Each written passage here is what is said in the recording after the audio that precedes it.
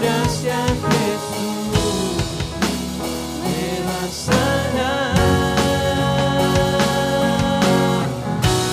No yo sino Cristo, no yo sino Cristo, lo que fui no soy más, tú en mí vivo estás. No yo, solo Cristo, y consumado fue, por la fe puedo ver, y este corazón todo tuyo es, y hoy mi adoración vengo a darte, Señor, eres mi porción para siempre, y consumado fue, por la fe puedo ver, y este corazón todo tuyo es, y hoy mi adoración vengo a darte, Señor, eres mi porción para siempre. No yo, sino Cristo, no yo, sino Cristo, no yo, sino Cristo, no yo, sino Cristo, lo que fui no soy más, tú en mí vivo estás. No yo, solo Cristo.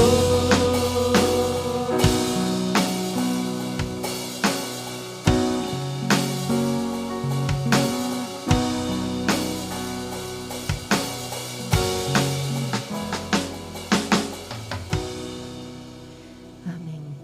Pueden sentarse, hermanos. Damos gracias a Dios por este tiempo que pudimos alabarle y decirle: Señor, te entrego mi vida a través de la música.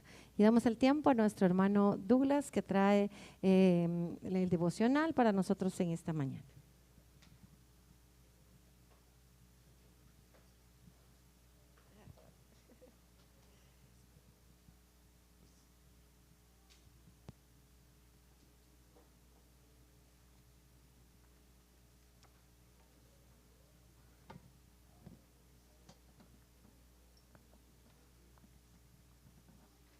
Buenos días, hermanos, bendiciones.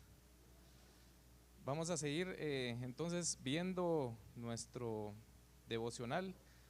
Hoy más o menos cada mes vamos a ir iniciando un nuevo tema, por decirlo así. Entonces, para que lo tengamos ahí en cuenta. El día de hoy vamos a empezar una lectura que está basada en los Proverbios 4, 6, 7 y 22. Y el título de esta sección es El afán del analfabetismo bíblico. El afán del analfabetismo bíblico. Y voy a iniciar leyéndoles justamente los proverbios y unos versículos que están relacionados entonces a esta sección. En varios de ellos está en versiones que probablemente no estamos acostumbrados, pero el concepto prácticamente es el mismo. Y dice así, Proverbios 4:4. Dice: y él me enseñaba y me decía, retenga tu corazón mis palabras, guarda mis mandamientos y vivirás. Proverbios 6:20 al 23. Guarda, hijo mío, el mandamiento de tu padre, y no abandones la instrucción de tu madre. Átalos siempre a tu corazón, y enlázalos en tu cuello. Te guiarán cuando camines, te guardarán cuando te acuestes, y hablarán contigo cuando te despiertes. Porque el mandamiento es antorcha, y la instrucción es luz, y las reprensiones de la disciplina son camino de vida. Proverbios 7:2 al 3. Dice: guarda mis mandamientos y vivirás, guarda mi enseñanza como a la niña de tus ojos, átalos a tus dedos, escríbelos en la tabla de tu corazón. Y finalmente Proverbios 22, 17, 18. Inclina tu oído y escucha las palabras de los sabios. Dispón tu corazón a mi conocimiento, porque es cosa placentera que las guardes en tu corazón y que a la vez se afirmen en tus labios. Entonces, basado en estos proverbios, vamos a estar viendo, hermanos, la lección de estos días. Y vamos a iniciar entonces con el día 1, que dice, ¿dónde resguardar la Biblia? ¿Dónde resguardar la Biblia? Y dice así el autor: hay pocas cosas más obvias y alarmantes en nuestra época que el analfabetismo bíblico. Aun cuando la mente humana puede absorber una gran cantidad de información, la holgazanería mental es terrible y es una tendencia innegable de la cultura popular actual de la iglesia. Lastimosamente, ¿verdad, hermanos? Eso es algo que creo que está afectando a toda la iglesia en general. Dice, no hay muchas personas que sepan algo más allá de los conocimientos básicos de la Biblia. Eso no era así hace 50 años, dice. Los Estados Unidos de Norteamérica se han transformado hoy en una nación secular. Habla específicamente de los Estados Unidos porque el autor es de los Estados Unidos, hermanos, este pastor. Se ha transformado en una nación secular, dice. Sin embargo, desde el punto de vista histórico, este país tiene una cultura cristiana. Los padres de la patria no eran todos cristianos y solo algunos de ellos afirmaban que la Biblia era la revelación divina infalible, pero todos conocían bien las escrituras y su cosmovisión cristiana moldeaba su comprensión del gobierno. Su conocimiento de la Biblia reflejaba su educación, ya que desde niños estudiaban las escrituras en las escuelas. Un poquito ahí me llamó la atención este tema en específico, hermanos, y me puse a leer un poco ahí acerca de estos padres fundadores, como le dicen en los Estados Unidos. Y saben, dice que un poco más del 90% de ellos eran cristianos, fíjense, de diferentes denominaciones, ¿verdad? Entonces tenían algo en común, que era específicamente el conocimiento de la palabra del Señor, la Biblia, porque como dice aquí, se mantenían, y antes desde pequeños en las escuelas les enseñaban la Biblia, era lectura, por decirlo así, obligatoria en las escuelas. Entonces estaban muy, muy bien formados ¿verdad? En las escrituras, cosa que, como dice aquí el pastor, ya no es como hoy, ¿verdad? Y hay muchos, dependiendo de qué gobierno, podríamos decir así, entre a gobernar, entonces así o prohíben la lectura de las escrituras o la vuelvan a instaurar en las escuelas, principalmente en las públicas, ¿verdad? Entonces eso les ha afectado bastante, decía. Pero entonces, como eran muchos de ellos eran muy conocedores en la Biblia, entonces cuando ya ellos decidieron hacer la Constitución, prácticamente la Constitución está basada en esos conocimientos bíblicos, ¿verdad? Prácticamente hay algunos datos ahí que dice que más del 30% de lo principal de la Constitución de los Estados Unidos está basada en los conocimientos de la Biblia y la Biblia en general, ¿verdad? Para comentarles un poquito ahí, me llamó la atención, ustedes saben, ¿quién sabe los 3 poderes del Estado? Que también los aplicamos aquí en Guatemala, o también están aquí en Guatemala, ¿quién lo sabe? Exactamente, el ejecutivo, legislativo y judicial, ¿verdad? ¿Sabían, hermanos, ustedes que eso viene mucho? Las constituciones de América Latina dice que tienen una fuerte fundamento en la Constitución de los Estados Unidos. Entonces comenta que esta división de poderes, hermanos, viene de Isaías 33, fíjense. Y ¿cómo se llama? Y dice, porque él reconoce, o en ese tiempo reconocían ellos, que dice que solo Dios es juez, solo Dios es legislador y solo Dios es rey, ¿verdad? Entonces, en función de ese conocimiento que ellos tenían, entonces dijeron, no, aquí nadie puede ser el que tenga el poder absoluto, ¿verdad? Entonces dividieron en esos 3 poderes en base a la Biblia, así la Constitución, y como muchos de los países hoy por hoy funcionan también. Pero dijeron, no necesitamos que alguien tenga el poder absoluto, y lo que hicieron entonces fue hacer podríamos decir, una parte de la Constitución en donde le pusieron un contrapeso, le llaman ellos, en donde está basado en Jeremías, no recuerdo, creo que es Jeremías 17, en donde ellos dispusieron que el presidente puede vetar al Congreso, el Congreso puede destituir al presidente y los jueces pueden o tienen que ser los que manejen las leyes, ¿verdad? Entonces decía, con el poder nosotros tratamos de ¿cómo se llama?, de evitar que alguien tuviera poder absoluto, ¿verdad? Entonces imagínense cómo hacían eso y todo eso basado en la Biblia. O mencionaba otra parte que me llamó mucho la atención también del tema de descentralización de las instituciones, porque decía, tienen que tener una organización, una estructura, y entonces ellos basaron esa estructura en lo que Jetro le dijo a Moisés, acerca de que tenía que hacerse ayuda, ¿verdad?, de hombres sabios, de hombres conocedores, hombres buenos, para que lo ayudaran en la administración del pueblo, ¿verdad?, de Israel. Se recordarán, Moisés pasaba prácticamente todo el día, ¿verdad?, al servicio de las personas. Entonces lo que Jetro le dijo en su momento es, tienes que como buscar ayuda, ¿verdad?, para enfocar en lo principal, que era lo que el Señor quería para el pueblo de Israel. Entonces les comento todo esto así rapidito para que tengamos conocimiento de por qué probablemente a este pastor, por decirlo así, le duele tanto que, ¿verdad?, se haya perdido todo ese tema bíblico en el poder o en el conocimiento bíblico en el pueblo de los Estados Unidos. Les sigo leyendo acá, dice, en los años 60, sin embargo, comenzó a surgir un cambio dramático hacia una sociedad postcristiana, en la que los ateos promueven una nación secular y desafían cualquier clase de expresión religiosa en el sector público. Como resultado, dice, los Estados Unidos de Norteamérica, 50 años después, se han transformado en un país mucho más secular y también más ignorante en el conocimiento de la Biblia.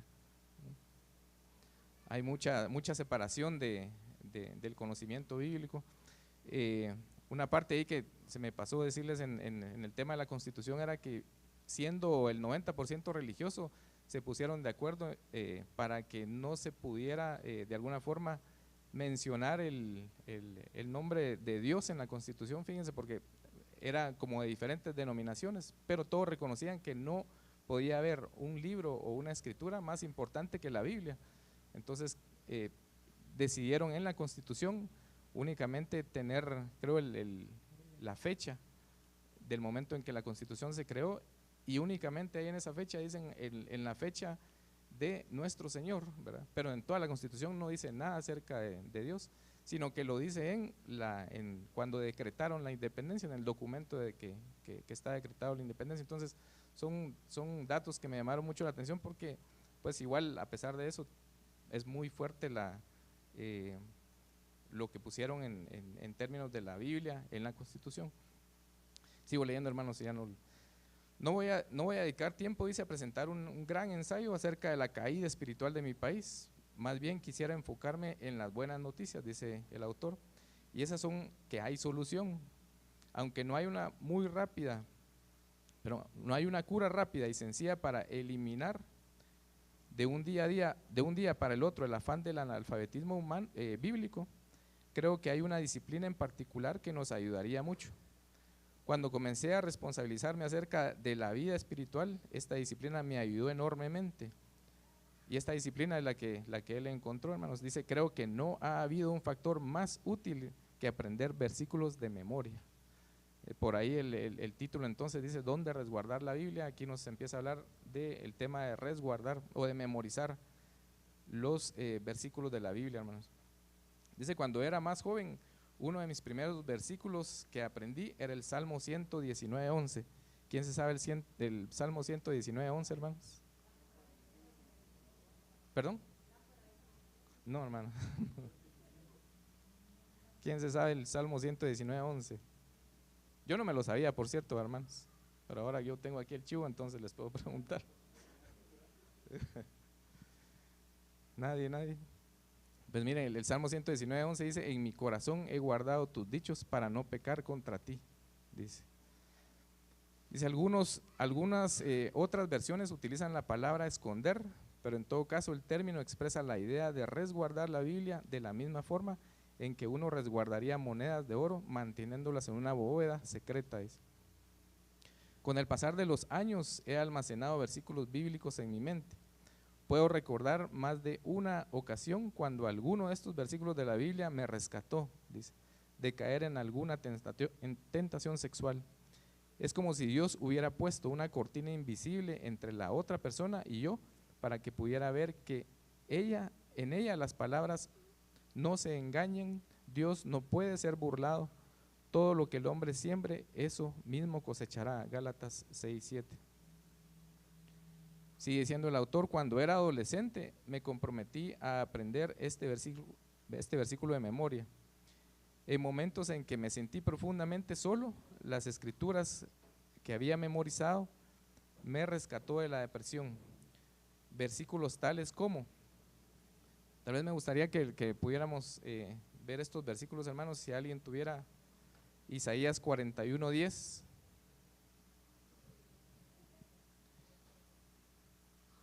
Isaías 41:10.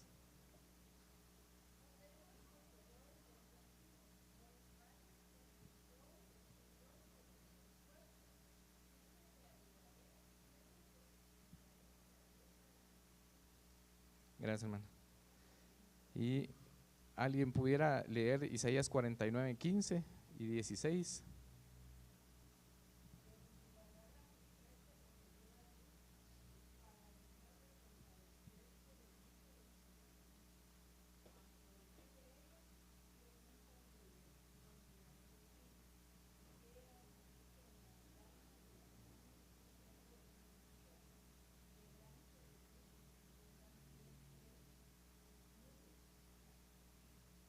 Gracias, hermano.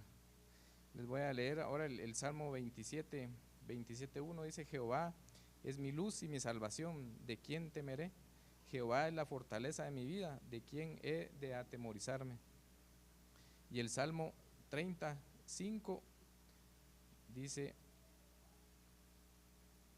porque un momento será la ira, pero su favor dura toda la vida. Por la noche durará el lloro y a la mañana vendrá la alegría. Entonces, como se dan cuenta, hermanos, el autor aquí dice que hay muchos de estos versículos que a él lo sacaron de la depresión, dice, ¿verdad? Entonces, seguramente nosotros en algún momento, y es lo que nos insta acá, a aprender esos versículos, ¿verdad? Aprender versículos de memoria para que nosotros los tengamos retenidos en nuestro corazón, ¿verdad? Para poder, si pudiéramos decir, para poder sacarlos, ¿verdad? En el momento en que nosotros tengamos una necesidad. La reflexión final dice: cuando enfrentas los desafíos inevitables y las tentaciones de la vida, ¿cuáles son los recursos que utilizas para poder enfrentarlos? Dice: casi todas las crisis espirituales ocurren sin advertencia. ¿Cómo te preparas para esos asaltos sorprendentes e inesperados? Entonces, nos invita el autor, como les decía, a que nosotros podamos retener toda esa palabra. Yo la verdad es que cuando leía esta lección, realmente me quedé un poquito preocupado, podríamos decir, ¿verdad, hermanos? Porque en realidad no tengo tantos versículos. De alguna forma hice un recuento de los que yo considero que sé, y creo que sí es necesario que pueda tener un poco más, ¿verdad?, de esos versículos en mi mente. Y entonces, por decirles algo, que nosotros pudiéramos aprender un versículo cada semana, ¿verdad? Imagínense, tendríamos en un año 52 versículos, ¿verdad?, que nos ayudarían a nuestra mente, a nuestro ser, ¿verdad?, en esos momentos en que nosotros tenemos necesidad, ¿verdad? Podemos repetir el versículo, ¿verdad? Y no es tanto como para podríamos decir así, tener un orgullo cristiano, ¿verdad? Y dice: yo me sé tantos versículos. Solo recuerdo una hermana aquí, la hermana Marina, ¿verdad?, que así era, para los que la conocieron, ella era una Biblia andando, ¿verdad, hermanos? Porque se sabía una cantidad de ¿cómo se llama?, de versículos, pero no es que ella los anduviera diciendo, sino que alguien le preguntaba y ella respondía, ¿verdad? Entonces yo creo que es algo muy bueno, algo que atesorar, como dice, algo que resguardar, como dice aquí la lección, para nuestras vidas, y que nos ayude en el caminar de todos los días, hermanos. Leía también en algún momento, hay unos estudios, fíjense, de personas que han sufrido, que sufren de Alzheimer, por ejemplo, o demencia, y no recuerdan, por ejemplo, si alguien les dice, un hijo, alguien, un pariente, llega con la persona y le dice quién es, ellos no se recuerdan, ¿verdad? No se recuerdan de nadie prácticamente, ni siquiera de sus nombres, por ejemplo, ¿verdad? Pero han hecho algunos experimentos de preguntarles acerca de Jesús, fíjense, y preguntarle acerca de algunos versículos de la Biblia o conocimiento de la Biblia, y ellos lo pueden decir, fíjense. Entonces es impactante. A mí me impactó mucho porque realmente eso queda marcado, ¿verdad?, en nuestras vidas, en nuestro corazón. Como dice aquí el Salmo 119, en mi corazón he guardado mis dichos para no pecar contra ti, ¿verdad? Entonces queda guardado en nuestro ser esos versículos que podamos ir aprendiendo, hermanos. Entonces los invitamos a que podamos ir haciendo alguna práctica ahí para poder tener ese conocimiento, esa memoria de los versículos, ¿verdad? Y si usted se sabe muchos, excelente. El que venga a decirnos el Salmo 119 completo, le vamos a dar un premio, hermanos. ¿Oyeron? Entonces, para que lo tengan ahí en cuenta. Sí, en cuenta, sí.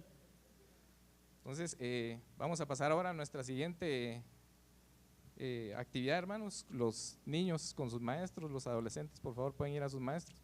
Y nosotros nos quedamos aquí con el hermano pastor.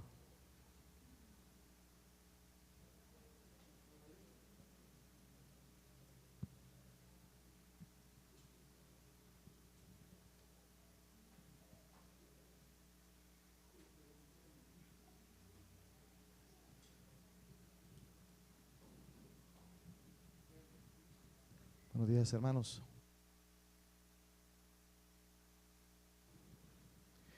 Buenos días, hermanos. ¿Cómo están? Bien, hermanos. Qué bueno, hermanos. Qué alegría poder verlos, hermanos, y poder compartir, ¿verdad? Siempre este espacio en donde juntos vamos creciendo, hermanos, en el conocimiento de nuestro Señor Jesucristo. Ese es el objetivo, hermanos, uno de los grandes objetivos de la iglesia, ¿verdad? Alcanzar al mundo y crecer, ¿verdad? Así que hoy estamos cumpliendo ese propósito del Señor para la iglesia, que podamos crecer, ¿verdad?, en el conocimiento de nuestro Señor Jesucristo. Y para eso, hermanos, voy a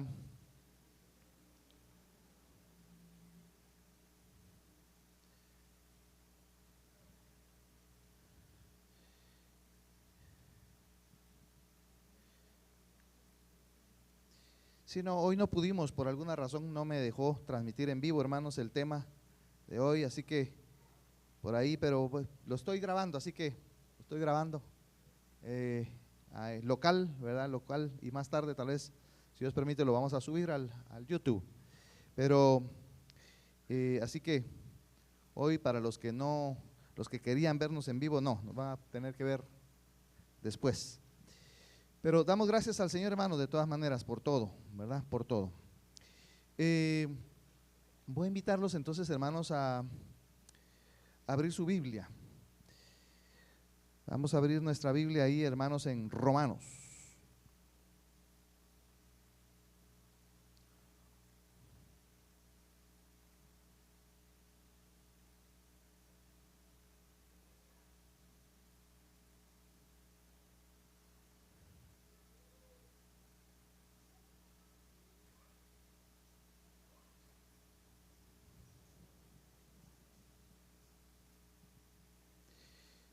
Vamos a ir a Romanos, hermanos, capítulo 2. Vamos a leer unos versículos, hermanos, y partiendo de ahí vamos a hacer un análisis completo. Bueno, un análisis fuerte, profundo, de varios de estos pasajes, y nos van a llevar, hermanos, al tema de esta mañana, que es el marcador de la conciencia. Hemos venido estudiando, hermanos, justamente en relación a cómo saber si estamos siendo guiados o no por el Espíritu Santo, ¿verdad? Y iniciamos el domingo pasado hablando de el primer marcador. ¿Cuál es el primer marcador, hermanos, para saber si estamos siendo guiados por el Espíritu Santo? La paz, ¿verdad, hermanos? La paz. Cuando tenemos esa paz que sobrepasa todo entendimiento respecto a una decisión y tenemos la paz, la tranquilidad de tomar la decisión, no hay nada que nos afecte esa paz, que nos robe esa paz. Y que no tienen mucho que ver en muchas ocasiones con circunstancias externas, sino que hay algo que Dios produce en nosotros, una paz, ¿verdad? Una paz. Ese es el primer marcador. ¿verdad? Y hoy vamos a ver un segundo marcador. Vamos a entonces, hermanos, a ver Romanos 2, versículos 14 y 15.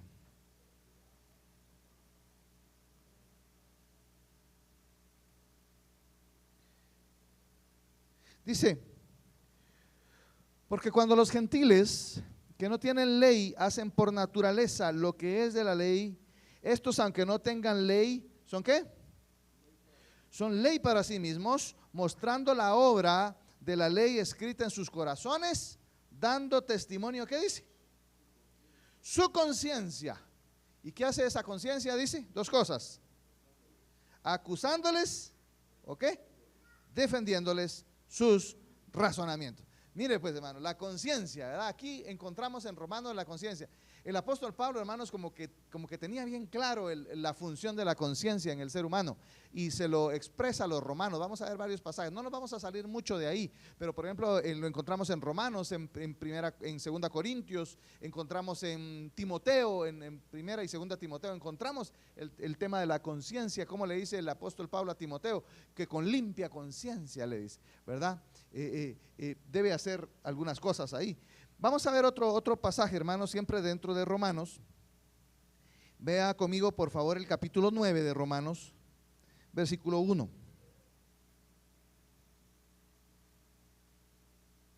Unas páginas allá adelante.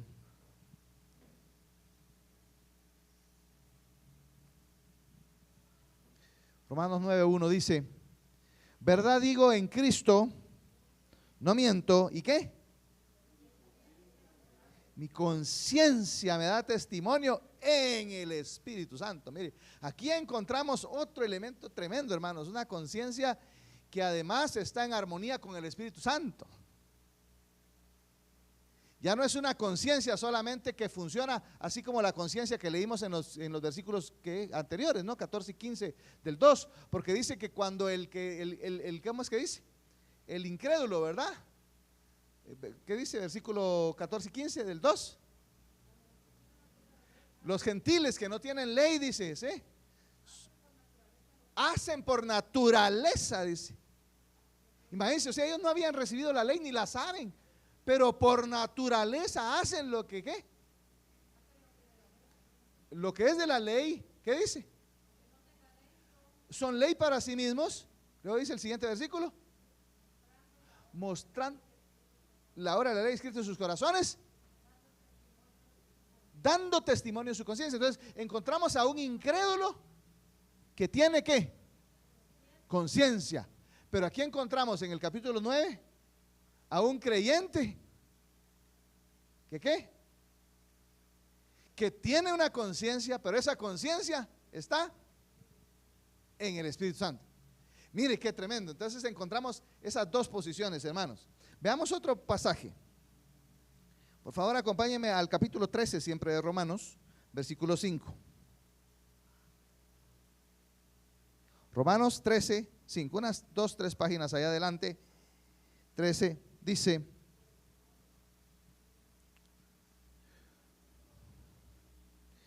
está hablando, hermanos, de cómo nuestra conciencia funciona en lo que respecta a todas las cosas que hacemos, sean como ciudadanos, ¿verdad? Como ciudadanos, sea como cristianos, sea como… Aquí nos habla de, si usted se da cuenta, el título de este es sumisión a las autoridades, ¿verdad? Civiles. Y aquí dice el versículo 5, por lo cual es necesario estarles sujetos, dice, hablando de las autoridades, ¿verdad? No solamente por razón del castigo, sino también por causa de… Entonces mire pues cómo la conciencia, ¿verdad? Nos trabaja con nosotros en relación a lo que hacemos en términos generales, sea como ciudadanos, sea como padres, sea como negociantes, sea como cualquiera que sea, digamos, nuestro papel o nuestra función en la sociedad, ¿verdad? Nuestra conciencia funciona. Veamos el siguiente, el capítulo 14, versículos 22 y 23.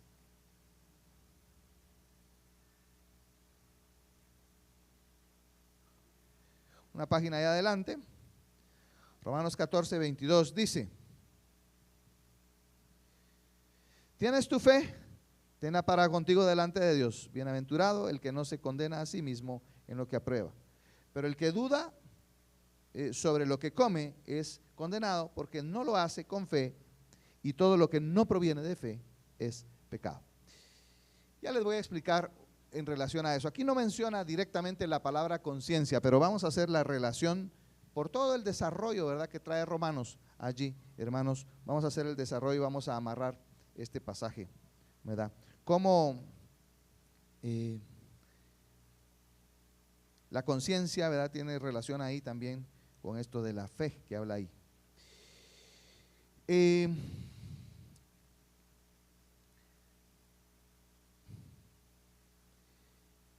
Fíjese que la carta de Romanos, voy a hacer quizás un resumen así al vuelo de pájaro, hermanos, de Romanos. La carta de Romanos, hermanos, aborda el tema de la conciencia en repetidas ocasiones, y debemos examinar tanto digamos, que hay una realidad, digamos, algunos dirían antropológica, universal, antropo del hombre, ¿verdad?, de la humanidad, universal, como la situación, digamos, particular de los romanos, ¿verdad?, de la iglesia a los romanos, ¿verdad?, la iglesia de Roma, una situación histórica particular de esa iglesia romana. Pero digamos, en la teología de la carta, la respuesta, digamos, hermanos, digamos, el tema constituye a la vez una verdad teológica universal. Hablando de la conciencia, hermanos, es una verdad teológica universal. ¿Por qué digo universal, hermanos? Porque la conciencia la tiene tanto el incrédulo como el no incrédulo. Y hay una conciencia que está alineada con el Espíritu Santo, y hay una conciencia que no necesariamente está alineada con el Espíritu Santo, y que puede llegar a cauterizarse esa conciencia, ¿verdad? ¿Sí? Entonces, digamos, el tema, digo, constituye a la vez una verdad teológica universal sobre la condición del ser humano, y una, digamos, respuesta del apóstol Pablo, una respuesta quizás más pastoral al aspecto, digamos, puntual de la iglesia de Roma. Pero mire, en los primeros capítulos, hermanos, se demuestra, digamos, donde se demuestra la culpabilidad de toda la humanidad ante la santidad de un Dios. El capítulo 1 de Romanos, hermanos, nos habla de eso, ¿verdad? Cómo el hombre es culpable, ¿verdad? Cómo el hombre es culpable. Capítulo 1 y capítulo 2 nos habla de un hombre, capítulo 1 de una persona sin Dios, y el capítulo 2 nos habla de una persona que dice tener a Dios, pero que aún así, hermanos, no deja de ser culpable, ¿verdad? Ante la santidad, ante un Dios santo, hermanos. Y entonces luego en el capítulo 3 nos presenta la justificación por la fe, ¿verdad? Cómo los culpables pueden ser justificados a través de Jesucristo. Pero Romanos 2, 14 y 15 enseña, hermanos, que los gentiles, aunque no poseían la ley de Moisés, aunque no tenían la ley de Moisés escrita en piedra, ¿verdad?, ellos no recibieron los 10 mandamientos en piedra, hermanos. Demuestra que la obra de la ley estaban escritas en sus corazones, la ley está escrita en sus corazones. Y entonces la conciencia, hermanos, actúa como un testigo interno. La conciencia viene a ser alguien que nos habla internamente, que nos acusa, que defiende nuestros pensamientos, nos acusa o defiende nuestros pensamientos, ¿verdad? Y construye, digamos, un componente fundamental, hermanos, digamos, una base para una revelación general, para una revelación general. Mire, por ejemplo, alguien me ha preguntado a mí, mire, ¿qué hay de los mayas? Y tal vez ellos nunca escucharon de Dios. ¿Adivine qué? Tenían su conciencia, hermano. Tenían su conciencia, o sea, las tablas escritas en sus. O sea, hay una conciencia que les hablaba y les decía, no, esto no, ¿verdad? Hay una conciencia. No hay, y por eso, hermanos, es que finalmente nadie va a poder decir, yo no soy culpable, a mí nadie me habló de Dios, yo nunca escuché la Biblia. Bueno, sin embargo, hay una conciencia que Dios dejó en el ser humano. Más adelante, entonces, en Romanos 9:1, hermanos, el apóstol Pablo afirma que su condición le da testimonio, dice, en el Espíritu Santo, mostrando entonces como una conciencia, hermanos, oiga bien, una conciencia que ha sido regenerada e informada por la verdad de la palabra de Dios, hermanos. Y eso confirma, hermanos, la integridad del creyente delante de Dios. Es una confirmación. Por favor, cerremos esta puerta, por favor. Como esa conciencia regenerada, hermanos, por la verdad confirma la integridad del creyente delante de Dios. ¿Sí? Entonces, la reja, mami, la reja nada más, sí, porque hay mucho calor.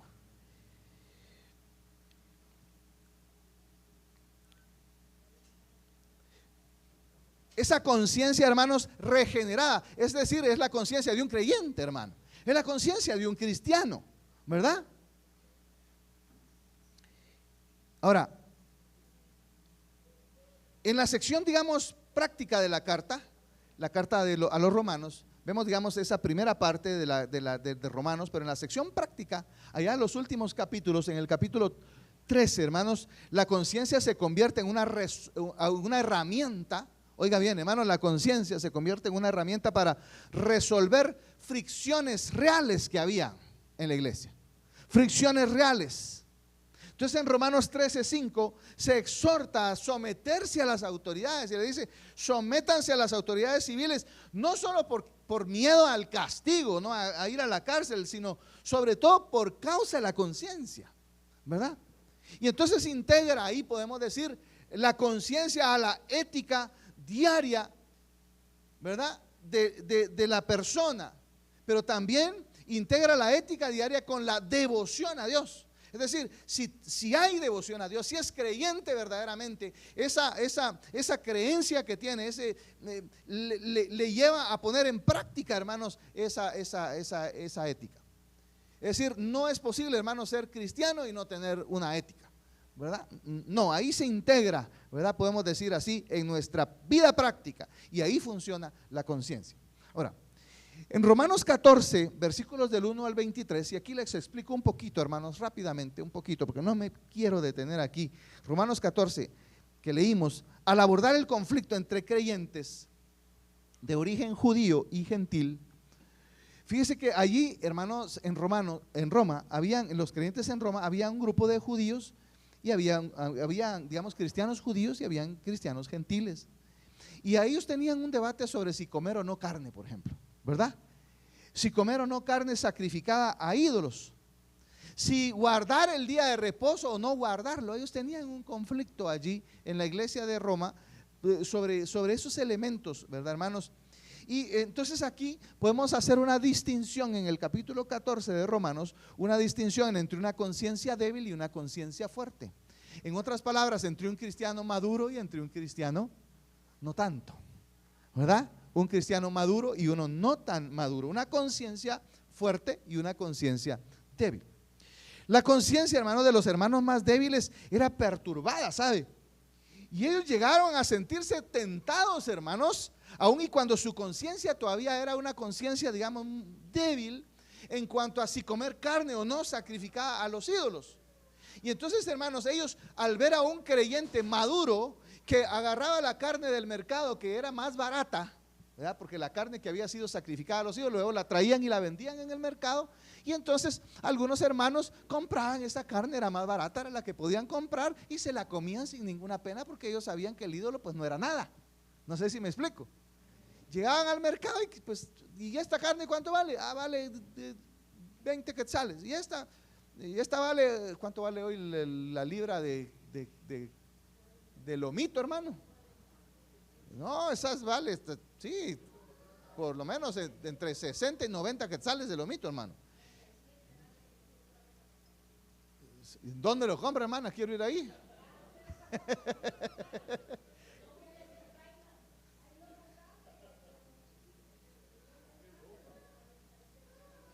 ¿Sí, pues?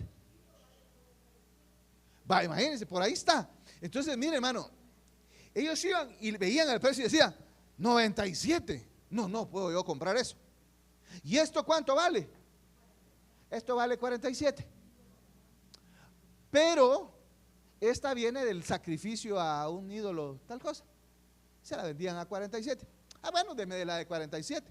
Pero si allá a la par hubiera estado un cristiano débil, hermano, y veía comprar aquel, y ¿cómo estás comprando esa carne? Esa carne fue sacrificada a ídolos. Yo nunca comería una carne así porque fue sacrificada a los ídolos. Yo no voy a participar de esa idolatría. Un cristiano débil, ¿verdad? Entonces, hermanos, la recomendación del apóstol Pablo es, mire, cuando vean ustedes que hay un cristiano débil, lo mejor es que dejen de comer esa carne, pues, ¿verdad? Mejor, ¿verdad? Mejor no, ¿verdad? Para no dañarla, porque cuando aquellos cristianos, oigan bien, porque ahí está el ajo del asunto. Cuando aquellos cristianos débiles llegaban y miraban, hermanos, comprar a un hermano maduro esa carne sacrificada a los ídolos, lo miraban, se quedaban pensando, pero y el hermano maduro, pero el pastor está comiendo esa carne sacrificada a los ídolos. ¿Cómo puede ser, no? Y entonces sentían una tentación, oiga bien, sentían una tentación a comprar de esa carne más barata, violando su conciencia. Y ahí estaba el problema. El problema no estaba si comían o no, el problema estaba que estaban violando lo que su conciencia les estaba dictando. ¿Sí? Y eso es lo que no debe suceder, hermanos. Por ahí vamos a hablar de eso. Eso es justamente lo que no debe suceder. La conciencia, hermanos, Dios la ha dejado para frenarnos, Pero esa conciencia, vamos a ver también, hermanos, cómo tener una conciencia limpia, porque hay conciencia sucia y hay conciencia limpia. ¿Cómo podemos nosotros tener una conciencia que verdaderamente está alineada con el Espíritu Santo? ¿Cómo es eso? ¿Verdad? Entonces, hermanos, la conciencia de los hermanos más débiles era perturbada y ellos llegaban a sentirse tentados a violar su propia conciencia. Algo muy malo, hermanos, en un creyente, algo que no debemos habituarnos, hermanos, a violar nuestra conciencia. No debemos, algunos se habitúan a violar su conciencia. La conciencia les dice, no haga esto. No les importa, lo hacen. La conciencia, pero no, mejor no hables así. Y lo hacen. Y entonces se habitúan a violar su conciencia. Y entonces esa conciencia termina insensible, cauterizada. Y entonces eso era lo que el apóstol Pablo está recomendando en Romanos 14, que los creyentes débiles no violen su conciencia, lo que su conciencia les dicta, aun y cuando pudieran ver a un hermano maduro, porque pues ellos habían entendido, hermanos, que el comer carne no tenía, el comer esa carne no tenía nada, los ídolos no eran nada, ¿sí? Entonces Pablo sabía, hermanos, que los judíos gentiles maduros eran capaces de entender estas luchas.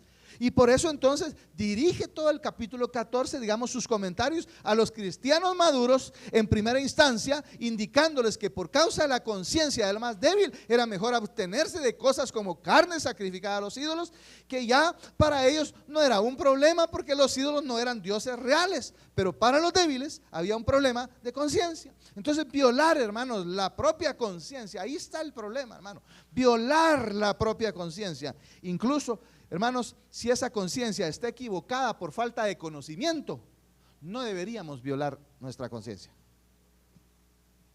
Aún si nuestra conciencia no le falta conocimiento y estamos nosotros por falta de conocimiento tomando una postura radical en cuanto a algo, pero si nuestra conciencia, hermanos, nos lo dicta, deberíamos de quedarnos allí.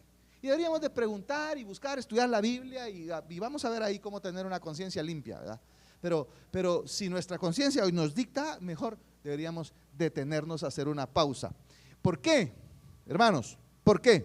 Porque es pecado violar nuestra conciencia, pues todo lo que no procede de convicción, todo lo que no procede de fe, digamos, no procede de una convicción correcta y por lo tanto no procede de fe, atenta contra nuestra integridad espiritual.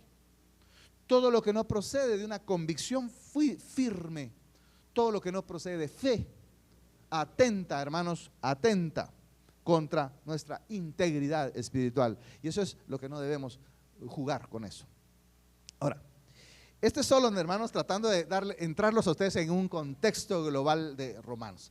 Ahora vamos a ir un poco, vamos a ir un poco más allá.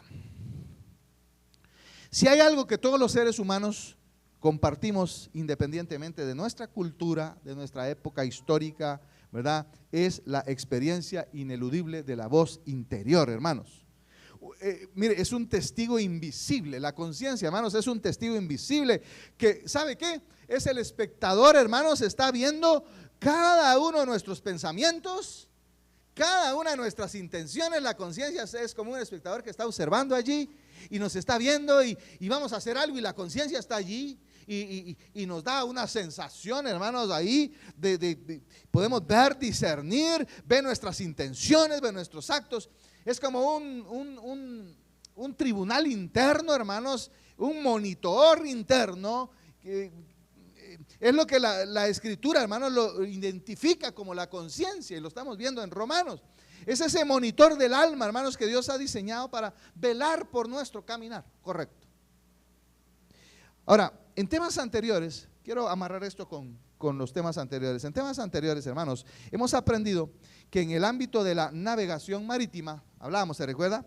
Existe un sistema de enfilaciones, dijimos, ¿verdad? Consiste en colocar 2 o más torres con luz, una detrás de la otra, ¿verdad? Y cuando un barco intenta entrar en esos puertos, ¿verdad? En ir a un puerto en donde hay ese tipo de sistema, lo mejor que puede hacer el piloto es alinear esas luces, ¿verdad? Esas luces, esas enfilaciones ahí en medio de la tormenta, en la oscuridad, y debe ajustar el timón hasta que sus ojos junten esas luces, ¿verdad? Verticalmente y se fundan en una sola.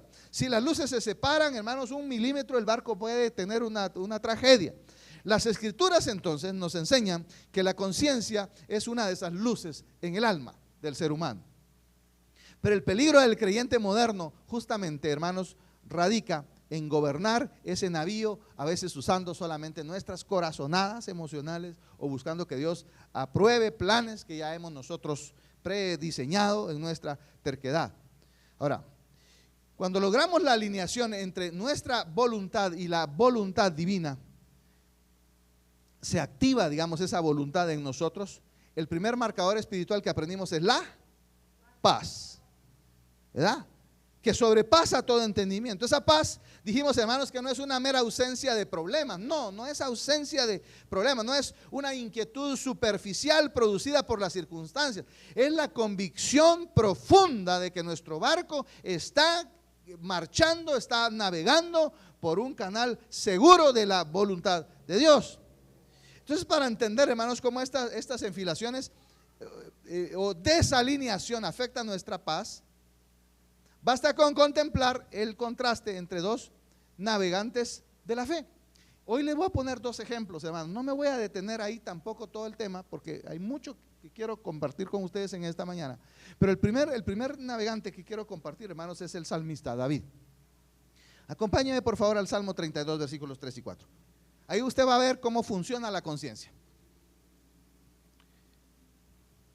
Salmos 32, versículos 3 al 4.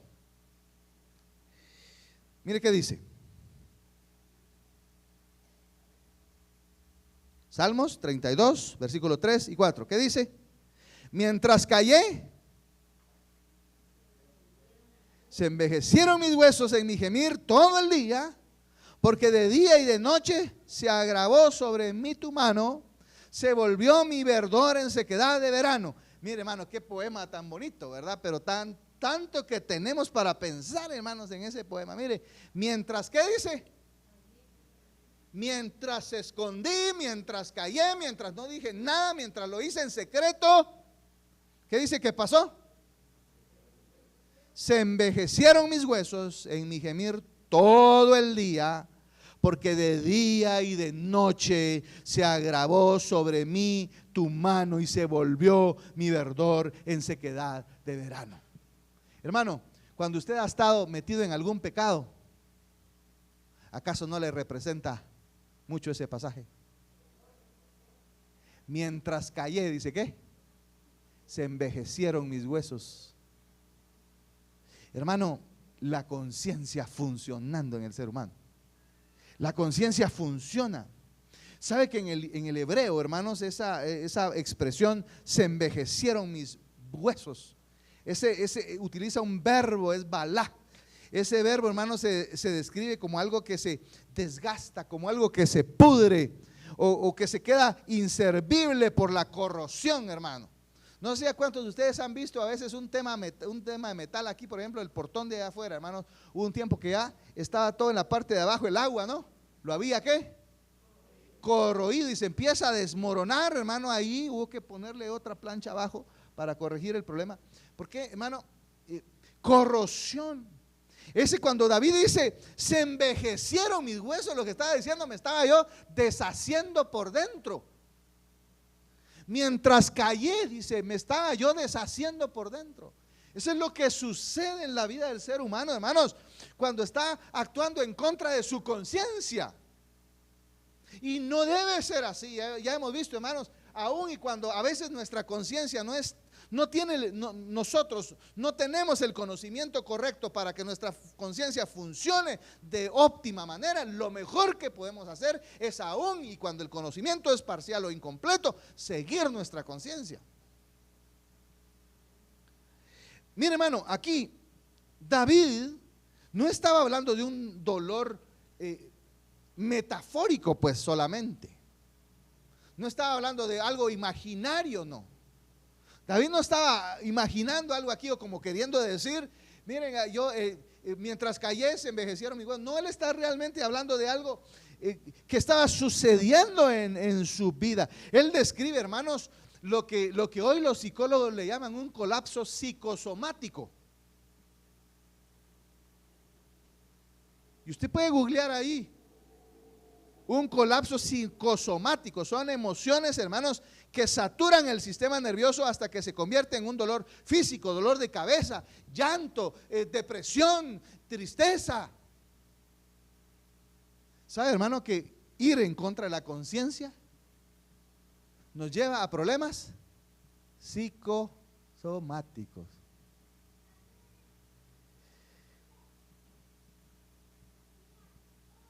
Muchos finalmente llegan a tener un dolor físico, ¿verdad? Les duele la cabeza, les empiezan a tener, les truena la espalda, qué sé yo, hermano. Ya se ve que dice que la mayoría de las enfermedades hoy en día tienen origen ¿en qué?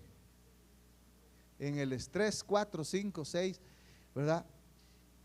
Hay un tema que se convierte en algo físico, pero empieza como algo psicosomático. Entonces, hermanos, la frase, acá el salmista dice, mientras callé se envejecieron mis huesos en mi gemir todo el día, porque de día y de noche, ¿qué dice?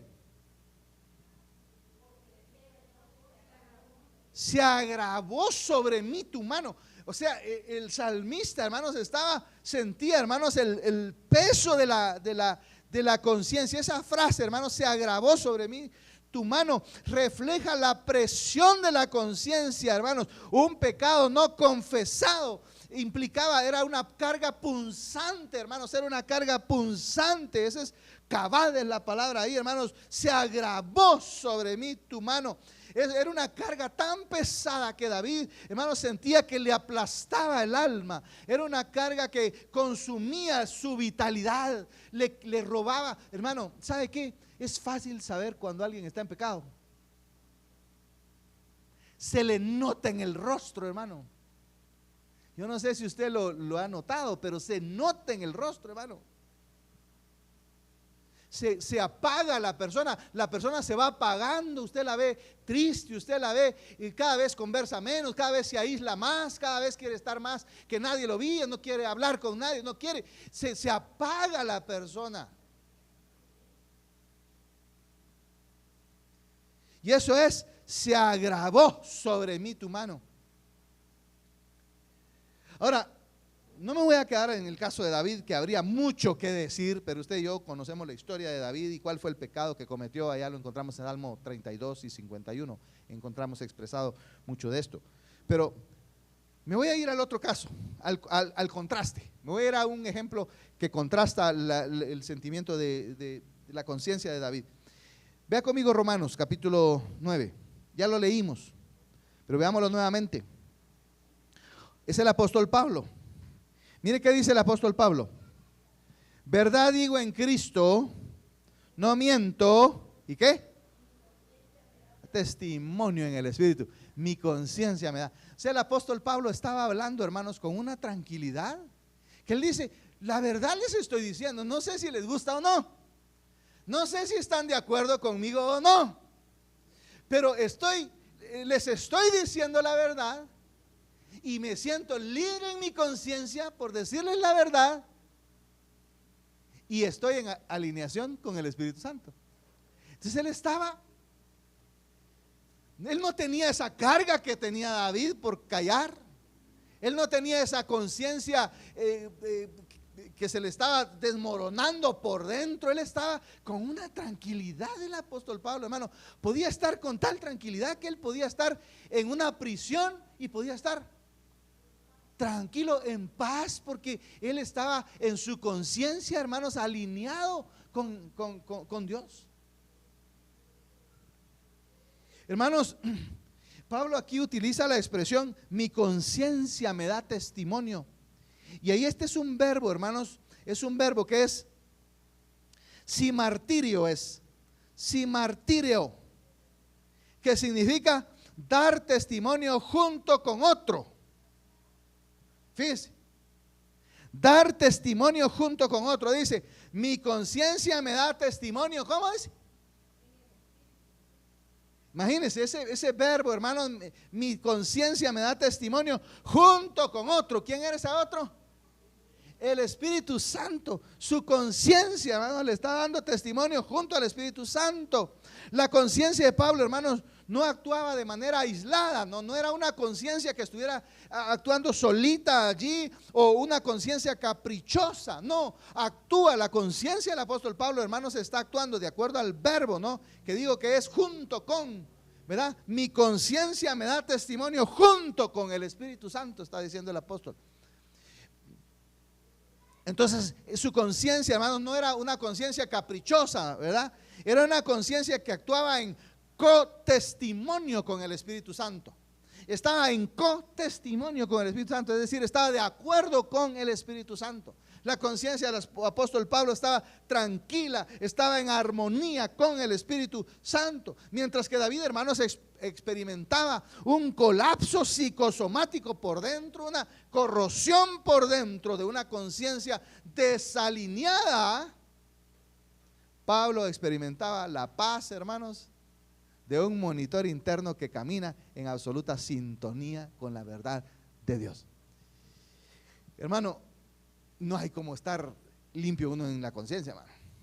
No hay como estar limpio en su conciencia.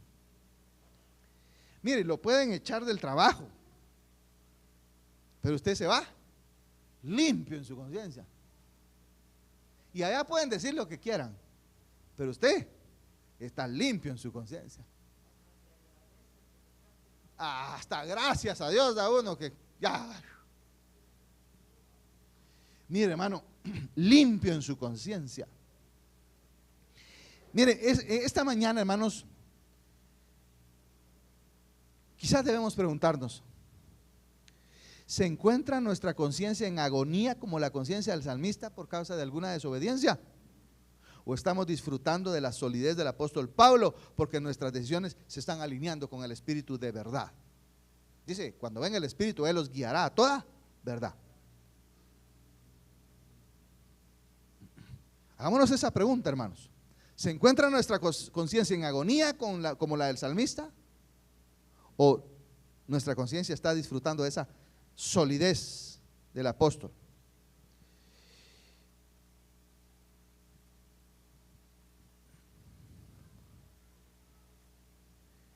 Vamos a Romanos nuevamente 2, por favor. Volvamos ahí a nuestro pasaje principal. Romanos 2, 14 y 15. Dice, nuevamente, porque cuando los gentiles que no tienen ley hacen por naturaleza lo que es de la ley, estos, aunque no tengan ley, son ley para sí mismos, mostrando la obra de la ley escrita en sus corazones, dando testimonio de su conciencia y acusándoles o defendiéndoles su razonamiento. Hermanos, la palabra traducida como conciencia acá, les decía, es sineidesis, y este término está compuesto, hermanos, por un prefijo. Sin es junto con, ¿verdad? Y la raíz eido o eidesis, ¿no? Conocer o ver. Literalmente entonces significa, hermanos, conciencia significa co-conocimiento. Co-conocimiento, conocimiento junto con, ¿verdad? Conocer junto con. Eso es conciencia. O el conocimiento, hermanos, que uno tiene de sí mismo al compararse con una norma moral externa. Es un conocimiento. El conocimiento que yo tengo de mí, de lo que estoy haciendo, de lo que estoy diciendo, de lo que estoy pensando, comparado con una norma externa. Con una norma externa. Un agente externo. Hermanos, Pablo aclara que esta norma es la obra de la ley escrita en nuestros corazones, en sus corazones, dice el capítulo 2 que estamos leyendo. Y el adjetivo ahí escrita, esa ley escrita, es graftón. Está en una voz, hermanos, pasiva que indica que habla de un agente externo. Hermanos, Dios mismo en el acto de la creación grabó, como podríamos decirlo así, una huella moral en el ser humano. Cuando Dios crió al hombre, hermanos, allá en el huerto del Edén, Dios grabó en él una huella moral, hermano. Y uno lo puede ver en los pequeñitos. Y por eso es importante, hermanos, como nosotros vamos leyéndoles la palabra de Dios. Vamos a hablar de eso, no me voy a quedar ahí porque el tercer marcador, hermanos, es la palabra de Dios. Próximo domingo, si Dios nos permite, vamos a ver el tercer marcador y es la palabra de Dios. Pero cuando alineamos la paz, la conciencia y la palabra de Dios, hay una solidez ahí, hermano, en nuestras decisiones, porque vamos a tener seguridad de lo que estamos haciendo, de lo que estamos tomando, las decisiones que estamos tomando. Pero, hermanos, aún y cuando algunos no tienen la palabra de Dios, Dios deja una marca, hermanos, dejó una marca moral. Y les decía que uno lo ve en los niños. Uno ve a un niño que quiere tocar algo aquí. ¿Y qué hace?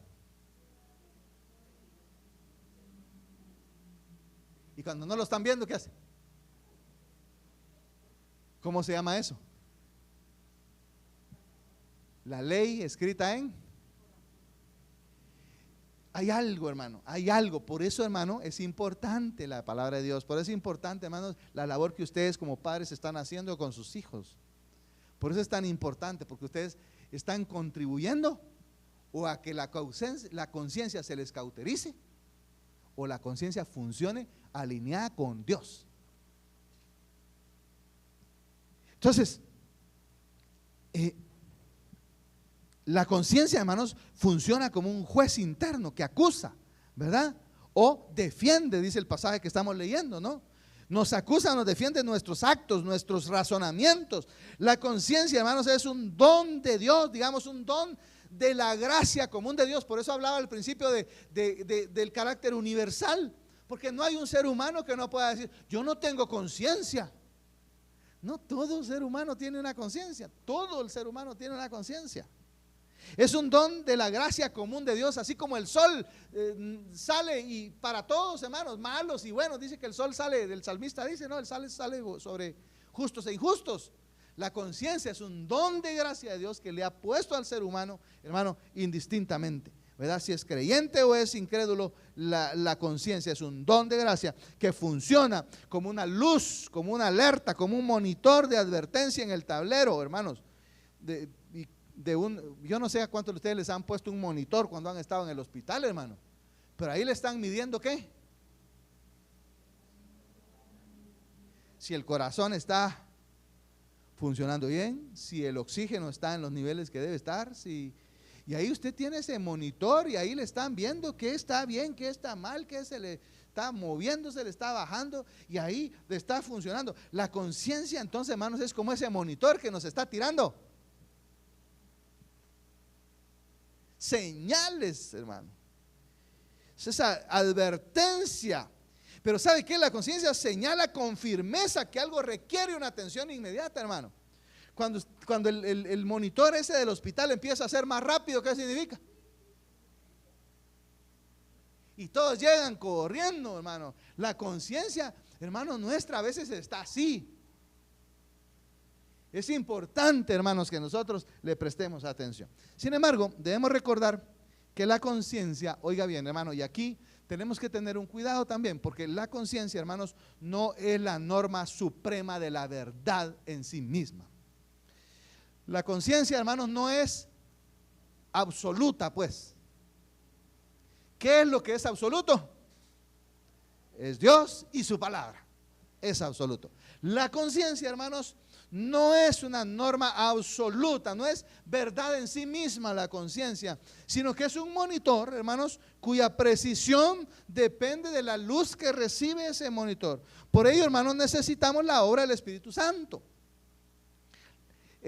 Según se nos indica en las Escrituras, Juan capítulo 16, versículo 13, se los leo, dice: pero cuando venga el Espíritu de verdad, Él los guiará a toda verdad. Entonces el Espíritu Santo es la verdad en sí misma, hermanos. Hemos hablado como no solo Él nos enseña la verdad, sino que Él en esencia es la verdad.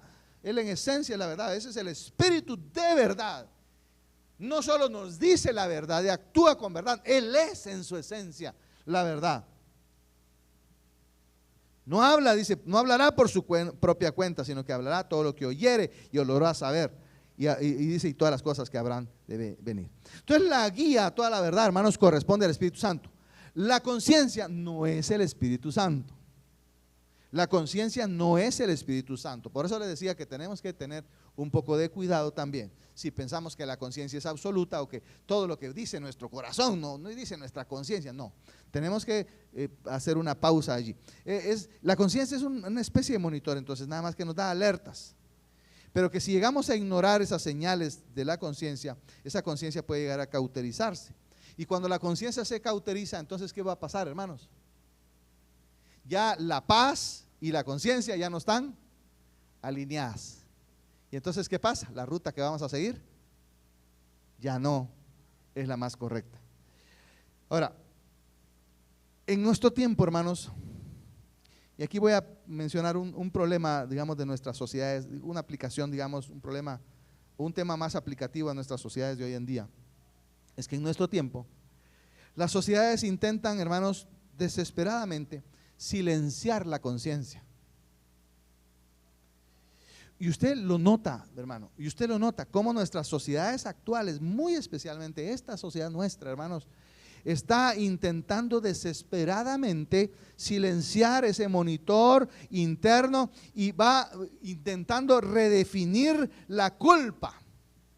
Y redefine la culpa como una de las formas como redefine la culpa es diciendo que eso que está pasando ahorita es producto de un trauma, dice de la vejez.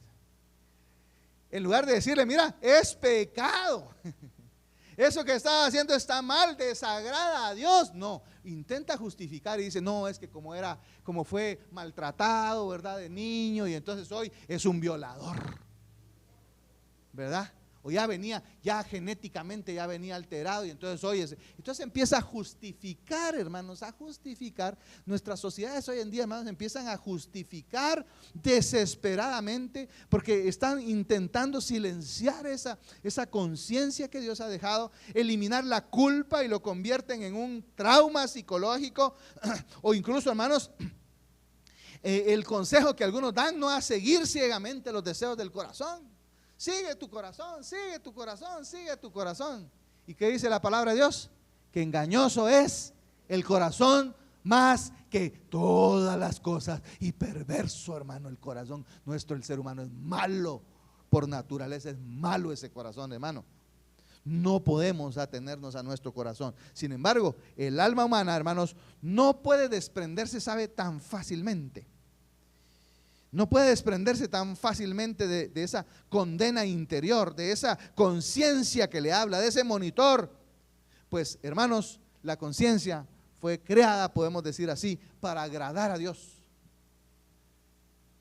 Cuando intentamos erradicar la culpa, justificar nuestras faltas, hermanos, estamos intentando cambiar las reglas de nuestra conciencia. Cuando empezamos a hacernos los locos, no, y empezamos a racionalizar, no, pero si no es tan malo. No le estoy haciendo mal a nadie, si es solo una pequeña faíta la que estoy, es una pequeña desobediencia la que estoy cometiendo. Y ahí está la conciencia, hermanos, ahí está, y no hay manera, ¿verdad? Y tratando de acallarla y cambiar las reglas allí, porque hemos caído, hermanos. Cuando eso sucede, mire, cuando usted empiece a acallar su conciencia, hermano, oiga bien, y aquí hay una clave importante. Cuando usted empiece a callar su conciencia y empiece a racionalizar para decir, no, pues no está mal, no, pero no está, usted ya descubrió cuál es su ídolo funcional. Porque eso que usted está queriendo callar en su conciencia ya es un ídolo. Cuando usted empiece a callar su conciencia respecto a algo, usted ya descubrió que eso que usted está intentando callar, ese se llama ídolo. Eso es idolatría. Hemos caído en una idolatría. Hermanos, aquello que intentamos redefinir en nuestra conciencia, aquello que intentamos modificar, ¿no? Y decir, no, pero es que la Biblia tal cosa, no, pero es que era de aquella época, eso se aplica para los de aquella época, ya para esta época ya no. Lo que usted está haciendo es intentando redefinir, ¿verdad? Redefinir en su interior para que su conciencia, hermanos, para que su conciencia no le afecte. Usted ha descubierto ya, ¿verdad?, algo que se ha constituido en un ídolo funcional. Funciona como un ídolo, pues. Esa idolatría, hermanos, se manifiesta cuando deseamos algo con tal deseo, con tal vehemencia, que acudimos a Dios no a buscar su voluntad, sino a buscar su firma, su aprobación. Cuando nosotros llegamos con Dios a buscar la aprobación para que Él firme ese plan, hermano, ahí hay un ídolo. En el otro extremo también, hermanos, se encuentra la conciencia débil o la conciencia legalista. También está ese otro tipo, hermanos, es una conciencia que tampoco está muy bien. Es una conciencia débil legalista, que se describe en Romanos capítulo 14, donde una persona vive paralizada por normas humanas e impone sobre su alma cargas pesadas que el Señor jamás le exigió. Es que si no se circuncidan, ¿se recuerda que hablamos de la circuncisión? Si no se circuncidan, no podemos ser creyentes, no lo podemos aceptar en la iglesia. ¿Qué estaban haciendo ahí? Imponiendo una carga que Dios no había impuesto. Y eso se llama, hermanos, una conciencia legalista, que empieza a inventarse reglas y quiere que los demás las cumplan como si fuera venida de Dios. ¿Y sabe qué? Está bien, si alguien siente eso en su conciencia, pues que siga su conciencia. Pero eso no implica que debe venir a imponer su propia conciencia. Entonces, es una conciencia débil legalista. La respuesta bíblica, hermanos, frente a la culpa provocada por una conciencia débil legalista, la respuesta bíblica frente a esa culpa, hermano, no es anestesiar el monitor interno, ¿verdad? No es apagar el monitor interno, hermanos, ni tampoco es caer en el legalismo, sino la respuesta bíblica, hermanos, ante esa conciencia legalista es llevar nuestra conciencia hasta la cruz de Cristo. Allí Jesucristo se sacrificó por nosotros, hermanos, en la cruz del Calvario. La justicia de Cristo, hermanos, nos es imputada a nosotros ahora. Eso es, bautizados en Espíritu Santo y fuego. La condenación que nosotros merecíamos en el fuego eterno, Jesucristo, hermanos, la pagó por nosotros en la cruz del Calvario. Y eso es maravilloso. Es tan liberador, hermano, tan liberador, que uno se libera de esas cargas legalistas que a veces traemos de nuestra religión pasada, hermano, o de la forma como fuimos educados en cierto grupo religioso, y traemos parámetros que queremos seguir aplicando en nuestra vida. No queremos crecer y nos quedamos en un legalismo, hermano, nos quedamos en un legalismo. Pero el llamado, hermanos, de la palabra de Dios a una conciencia legalista es llevar a los pies de la cruz todas esas esos legalismos, ponerlos en los pies de la cruz, y entonces vamos a descubrir que quien hizo todo fue Cristo por nosotros. Y podemos entonces tener paz en muchas cosas. Ahora,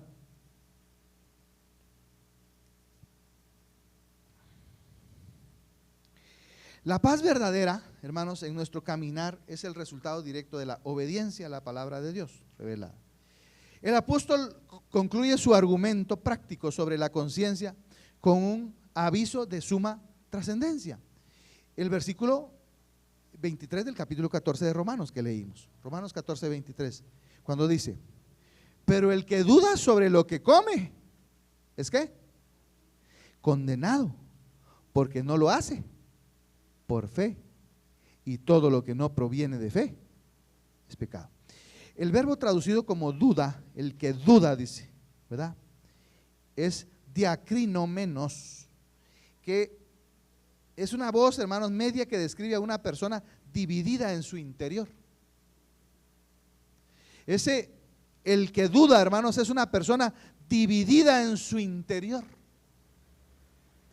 Es decir, hermanos, está vacilando, está en un conflicto consigo mismo. El que duda es alguien que está en conflicto consigo mismo, no sabe si A o B, o ambas, o ninguna. Y Pablo sostiene entonces que si alguien actúa mientras su conciencia, hermanos, le está enviando una señal de advertencia, esa persona incurre en una falla, en un pecado, que no necesariamente es porque el acto en sí mismo sea un acto inmoral, pues. Comer cierta comida, no era el caso de que vemos ahí en Romanos 14, no es que el comer una carne sacrificada a los ídolos, hermanos, fuera un pecado en sí mismo.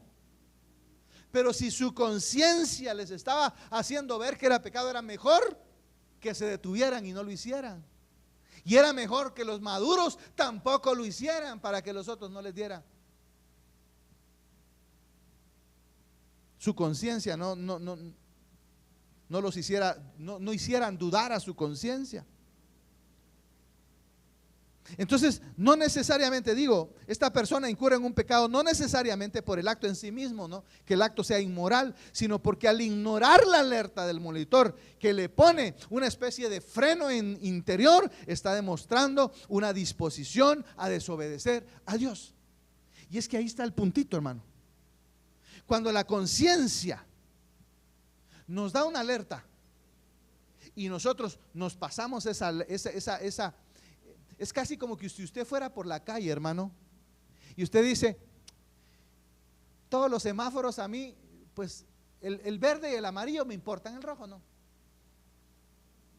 Y usted desconecta su mente y su, ¿cómo se llama?, del color rojo. ¿Qué va a pasar?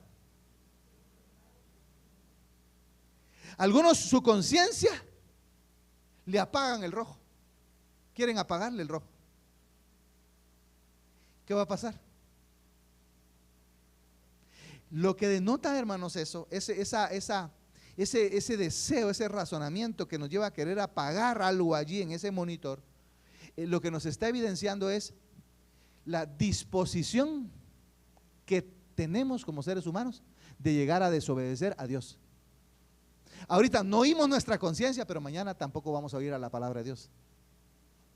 Estamos desconectando cosas, hermano. Yo no sé qué pasaría, por ejemplo, si usted empezara a cancelarle todos los cables que dan al monitor de su vehículo, ¿verdad, hermano? Sobre todo hoy que tienen computadora, ¿va, Ramis? Que se prendió el check, cortémosle ahí que no se prende el check. Que dice aceite, necesita aceite, cortémosle ahí que ya no aparezca nada en el check. ¿Cuál es el destino de ese vehículo, hermano? Se va a arruinar, se va a fundir. Cuando nuestra conciencia nos empieza a hablar y nosotros empezamos a cortar ahí, damos un paso. ¿Hacia dónde? Y ahí es donde está el pecado. No, a veces no, el pecado no es el acto mismo de lo que se está pensando, dejando de hacer, sino que el pecado está en saltarnos un límite que Dios ha dejado, que nos está cauterizando nuestra conciencia para llevarnos a desobediencias más importantes, más claves, más cruciales en nuestra vida, y vamos a terminar fundiendo nuestra propia vida. Entonces, la pregunta que tengo que responder, hermanos, o que quisiera ayudarlos a responder a ustedes es ¿cómo podemos entonces cultivar una conciencia limpia? ¿Cómo nosotros podemos cultivar una conciencia limpia? Y le voy a dar 4 elementos. No voy a extenderme en cada uno de ellos, pero usted puede hacerlo. Paso número 1, hermanos, es: debemos informar a nuestra conciencia diariamente con las Escrituras. Informar a nuestra conciencia con las Escrituras. Nuestra conciencia está ahí. Pero cuando usted la informa con las Escrituras, cuando usted lee la Biblia, ¿qué cree que pasa con su conciencia? Usted la va alineando con la voluntad de Dios. Cuando usted le mete información de la palabra de Dios a esa conciencia, ¿qué cree que pasa? Esa conciencia se va alineando con Dios. De manera que entonces cuando su conciencia le dice algo, usted casi hasta puede citar el versículo y dice, no, es que la palabra de Dios dice tal cosa. Entonces su conciencia le dio la alerta, lo relaciona con la voz del Espíritu Santo y usted sabe si debe o no debe hacerlo, porque usted ya lo relacionó. Entonces ese es el primero. Para tener una conciencia limpia debemos informarla diariamente con las Escrituras. Número 1. Número 2, hermanos, nunca actuemos en contra de la conciencia. Para tener una conciencia limpia, no actuemos en contra de la conciencia. Si la conciencia nos dice no lo hagas, no lo hagamos. Si la conciencia por alguna razón, tal vez no lo hemos logrado discernir, tal vez no lo hemos logrado todavía amarrar con las Escrituras, pero ya nos dio una alerta, lo mejor que podemos hacer es detenernos ahí. Todavía no estoy seguro, no sé si debo o mejor doy marcha atrás, no lo sé, pero ahí me detengo esperando una confirmación, sea a través de la paz que sobrepasa todo el entendimiento, el otro marcador que estamos estudiando, o sea, vamos a encontrar en la palabra de Dios la respuesta a eso que nos tiene aquí detenidos ahora. Entonces, hermanos, para tener una conciencia limpia, número 2, nunca actuemos en contra de ella. Nunca actuemos en contra de la conciencia. Si en nuestro corazón existen diacrinómenos, o sea, duda, el que duda dice, ¿verdad? Vimos el pasaje, ¿no? El que duda, ese es diacrinómenos. Si hay una duda, un conflicto interno, detengámonos inmediatamente, no violemos esa convicción interna. Violar eso debilita nuestra sensibilidad espiritual. Es que cada vez que nosotros nos pasamos sobre nuestra conciencia, en realidad lo que estamos haciendo es debilitando, hermanos, nuestra área espiritual. Y por eso es que no debemos violar nuestra conciencia. Número 3, para tener una conciencia limpia, hermanos, necesitamos practicar la neutralidad en oración. Ya estudiamos el principio de la neutralidad. ¿Qué dijimos que es el principio de la neutralidad?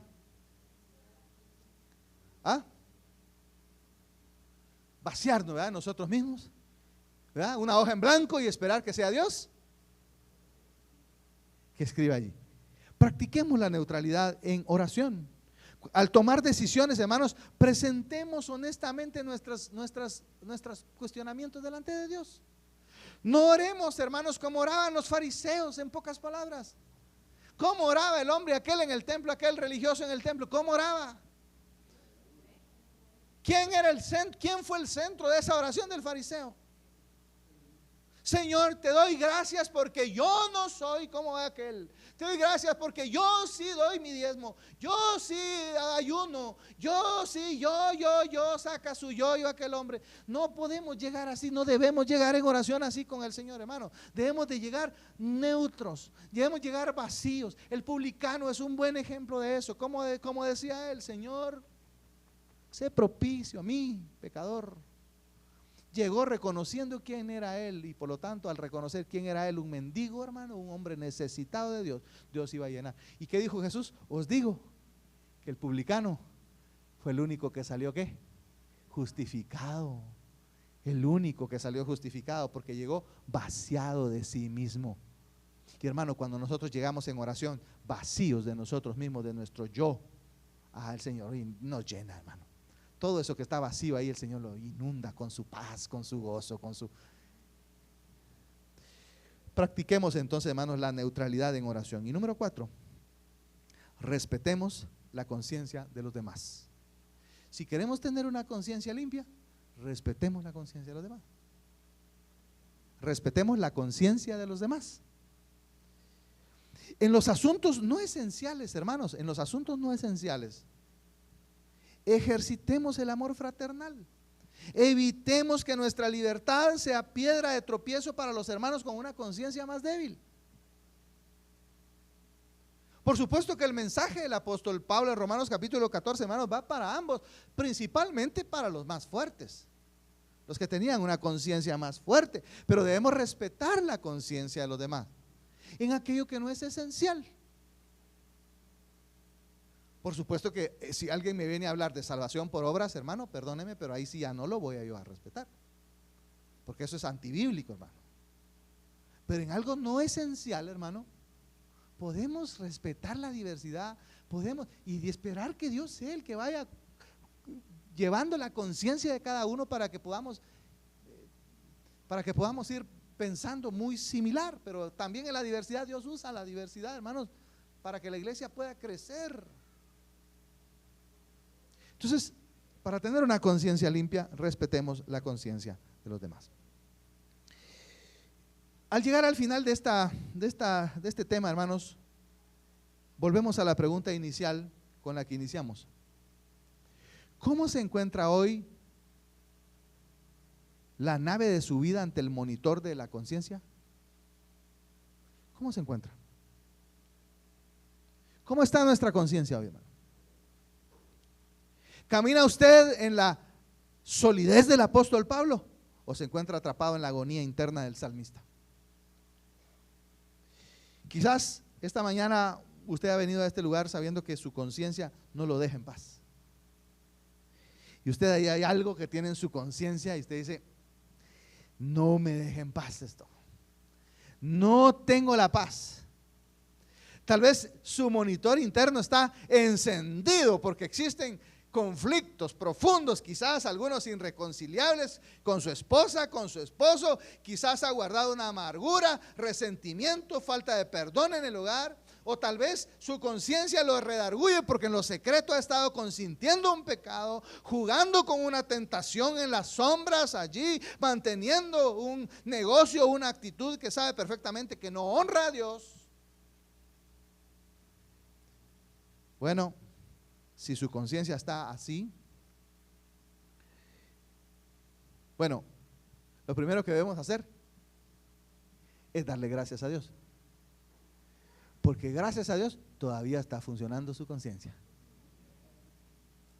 Todavía, gracias a Dios, porque cuando su conciencia ya no funcione, ya estamos llegando a un punto terrible en la vida, hermano, de nosotros. Entonces démosle gracias a Dios, porque esa alarma todavía está sonando en nosotros.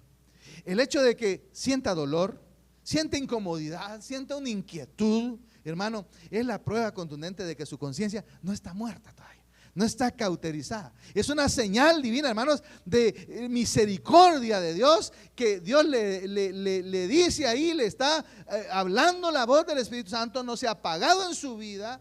Es la luz de advertencia en ese tablero que lo está invitando a usted a detener ese vehículo antes de que ese vehículo termine en una tragedia.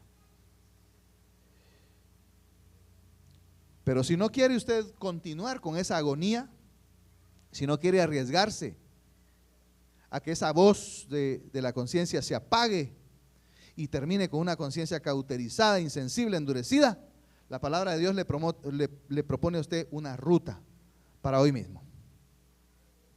Para hoy mismo. Si usted quiere dormir hoy tranquilo con su conciencia, la ruta es: confiese el pecado abiertamente al Señor. Abiertamente.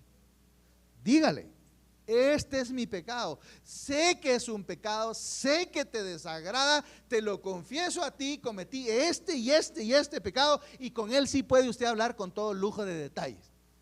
Con nadie puede hacer uno eso, pero con Dios sí puede hablar con todo lujo. Hice esto, sentí esto, pensé esto, me imaginé esto, quise esto. Señor, sé que todo eso te desagrada y que tu palabra enseña, perdóname, Señor. Usted lo primero que tiene que hacer, si usted quiere tener una conciencia en paz hoy, resolver eso que le tiene con falta de paz, confiese el pecado abiertamente al Señor. Deje de buscar excusas, deje de anestesiar la culpa. Acuda al Padre con la misma honestidad con la que el salmista le rinde y le dice: contra ti he pecado, Señor. He perdido el gozo de mi salvación. Quisiera que Espíritu Noble me vuelva a sustentar, pero estoy agonizando aquí, no sé. Con eso, confiese el pecado abiertamente al Señor, número 1. Número 2, camine hacia la restauración con los demás. Si usted quiere salir de esa conciencia, camine hacia la restauración con los demás. Si está en problema con su cónyuge, con su hermano, con sus padres, busque el perdón, busque la restitución inmediatamente. No deje pasar un día más alimentando esa brecha que se ha generado por esa situación. No deje pasar. Trate de resolver, pida perdón. Y usted dice: pues es que yo solo tuve la culpa por un 1%. Pues pida perdón por ese 1% y deje que los otros resuelvan sus 99. Y número 3, pida al Espíritu Santo que le realinee las luces de su vida. Es como una calibración, ¿verdad? Que el Espíritu Santo, pida al Espíritu Santo que le calibre esas luces que estamos viendo, esos marcadores. Rinda su agenda a Él. Sus deseos personales, ríndalos en oración hasta que alcance esa neutralidad del corazón que hemos estado hablando. Cuando traemos la culpa a la cruz de Cristo y sometemos la voluntad al Espíritu Santo, este marcador de la conciencia se alinea perfectamente con la verdad. La conciencia se alinea con la verdad. Y entonces en ese instante, esa carga pesada de la conciencia se desploma. Y entonces, cuando esa carga de la conciencia se desploma, adivine qué, ahí usted alineó con el primer marcador, la paz de Dios que sobrepasa entendimiento. Mire qué tremendo, la palabra de Dios, la verdad del Espíritu Santo, ¡pam!, alineada con la conciencia. Y cuando la conciencia toma esa alineación y se rinde y se neutraliza, ¡pum!, se activa se alinea la siguiente luz, la paz de Dios sobrepasa todo entendimiento. La paz que sobrepasa todo entendimiento empieza a guiar nuestra vida a través de aguas seguras hasta el puerto de la voluntad de Dios. Que al acostarse esta noche, hermanos, al acostarnos esta noche, podamos decir con convicción, como dijo el apóstol Pablo allá en 2 Corintios 1:12, porque nuestra gloria es esta, dice Pablo. Oiga bien, 2 Corintios 1:12, porque nuestra gloria es esta, el testimonio de nuestra conciencia. El testimonio de nuestra conciencia, que con sencillez y sinceridad de Dios, no con sabiduría humana, sino con la gracia de Dios, nos hemos conducido en el mundo y mucho más con vosotros. Pablo, hermanos, tenía una limpia conciencia y el testimonio de su conciencia le daba una paz, hermano. Mire, porque nuestra gloria, dice Pablo, o sea, la gloria del apóstol Pablo, su gloria era que el testimonio de su conciencia había sido con sencillez y sinceridad de Dios, delante de Dios. Que nosotros, al igual que el apóstol Pablo, hermanos, podamos acostarnos hoy con una limpia conciencia. Vamos a orar. Padre Celestial, te damos gracias, Señor, por la oportunidad que nos das de hablar contigo y de presentarnos hoy delante de tu trono, Señor, con el corazón expuesto, con las manos vacías. Te damos gracias, Padre, porque en tu infinita misericordia no nos has dejado a la deriva, Señor. Quizás muchas veces hemos tratado de apagar ese monitor, apagar esos marcadores, Señor, y no hemos atendido, no hemos alineado estos marcadores, Señor, con tu voluntad. Perdónanos. Pero gracias te damos, Señor, porque usas nuestra conciencia para llamarnos de vuelta cuando nos desviamos. Gracias, Padre, te agradecemos tanto por esa conciencia que es algo intangible, pero que verdaderamente lo hemos sentido en muchas ocasiones, diariamente, Señor, diariamente. Padre, oramos hoy por cada uno de nosotros que hoy escuchamos, que hemos escuchado esa alarma muchas veces en nuestro interior. Pero te pedimos, Señor, por aquel que vive atribulado también por esas tensiones en su vida, en su matrimonio, quien ha estado consintiendo quizás una falta grave en lo secreto.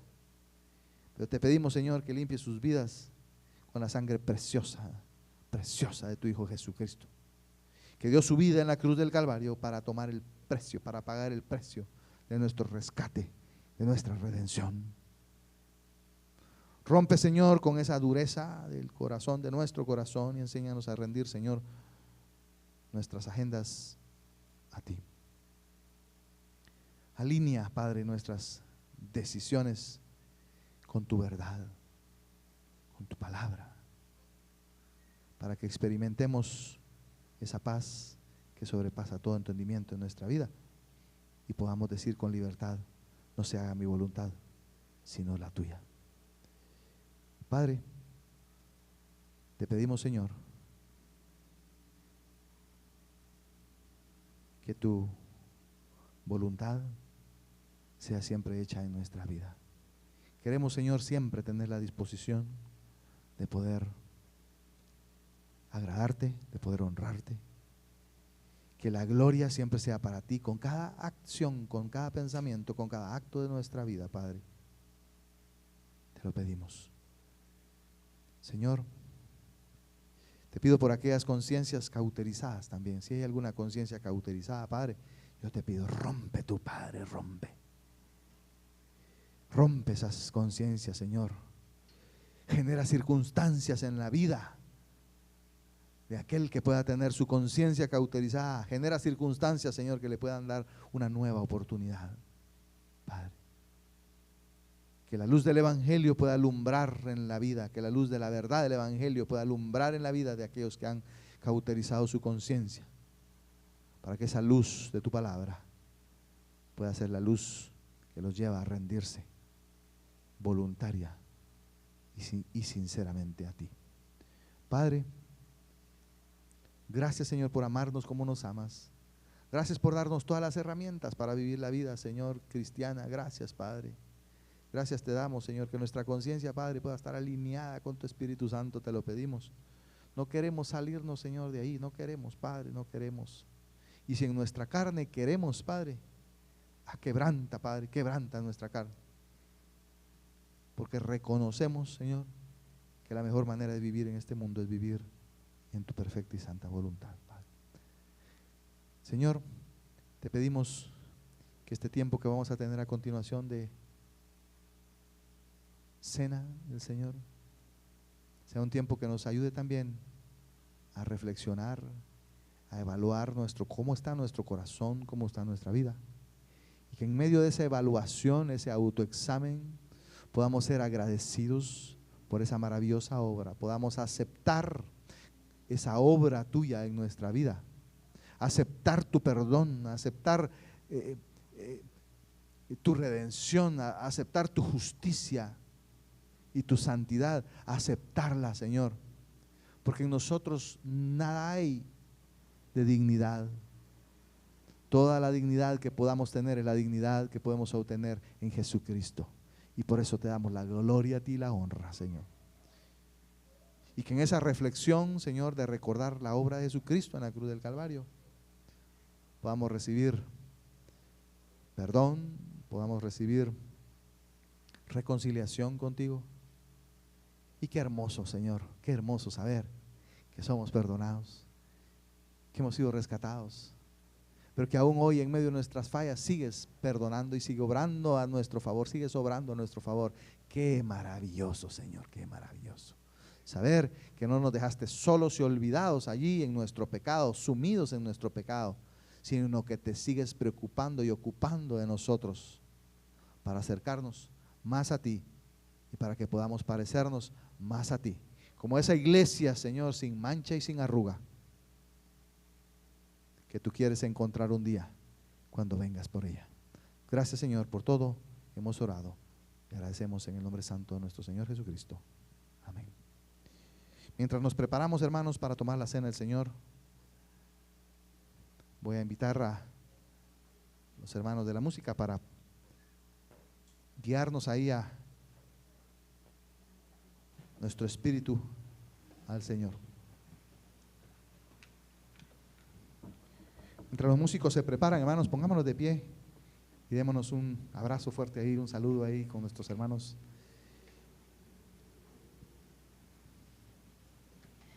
Qué buena enseñanza la que tuvimos hoy, donde aprendimos el papel que juega la conciencia en nuestras vidas. Y hemos sentido y hemos escuchado la conciencia en nuestras vidas, y el Señor pues es el que la puede guiar, ¿verdad? Y darnos paz en todo momento.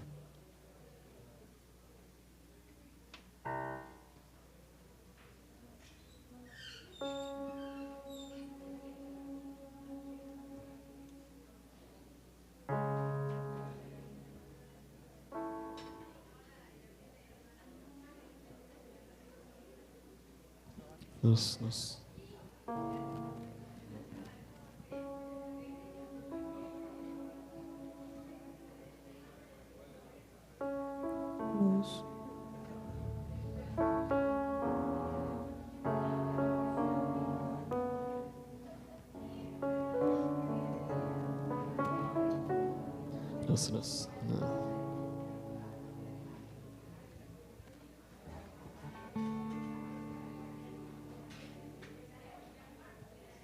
Así puestos de pie, hermanos, vamos a entonar este coro para tener en nuestra mente y en nuestro corazón lo que Dios ha hecho por nosotros. Él murió por nosotros, Él nos salvó a través de su muerte, y podemos decirle hoy con todo nuestro corazón: gracias, Señor, por eso que nos diste. Gracias, Padre eterno. Cantemos, hermanos.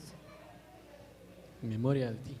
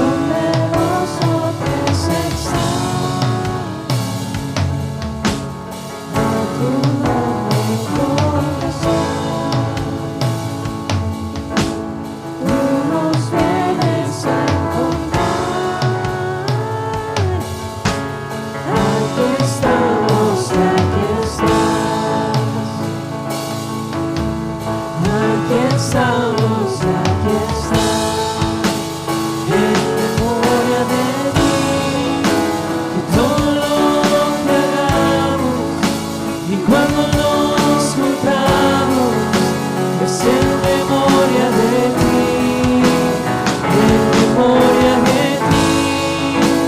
Juntos hoy cantamos, tu nombre levantamos, en memoria de ti, esperándote a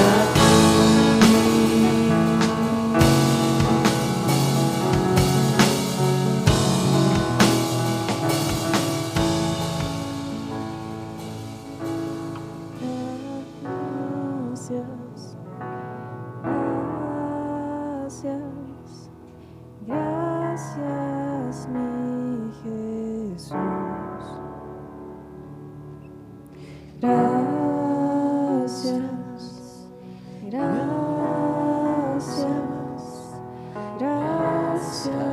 mi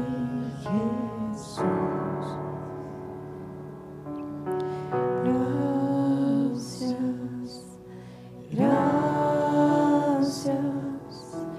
Gracias, mi Jesús. Mira al Señor, gracias con todo su corazón. Gracias, mi Jesús.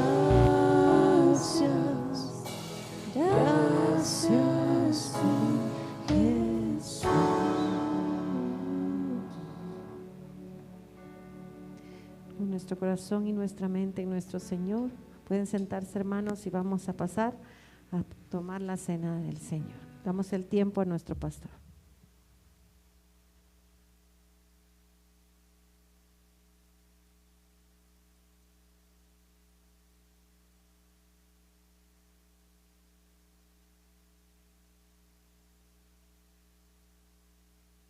Primera Corintios 11, hermanos, leamos.